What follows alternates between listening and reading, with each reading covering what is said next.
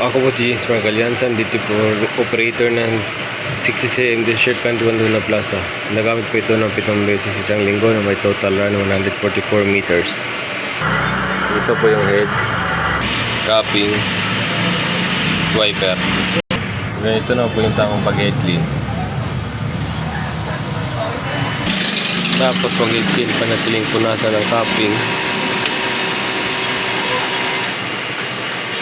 at wiper. Ganito na po yung tamang pag-nozzle check. Buunan po siya. Ito po yung waste tank. Kakapalit lang po nito kahapon. PBR.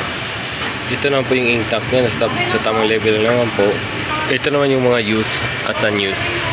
Meron ako 5 film. Dosing resin powder. 8 white.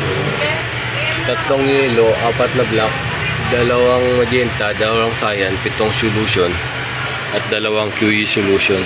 Ito naman yung week clipsical inventory ng 60cm. Updated naman po. Ito naman yung consumable withdrawals ng 60cm sa buong isang linggo. Nagagamit po ako ng 1 film, 2 white, 2 powder at 1 yellow. Ito naman yung daily output recording ng 60cm from September 14 to September 20. Updated naman po. Ito naman yung monthly maintenance checklist ng 60cm. Updated din naman po. Dito na po magtatapos yung vlog ko. Maraming salamat po.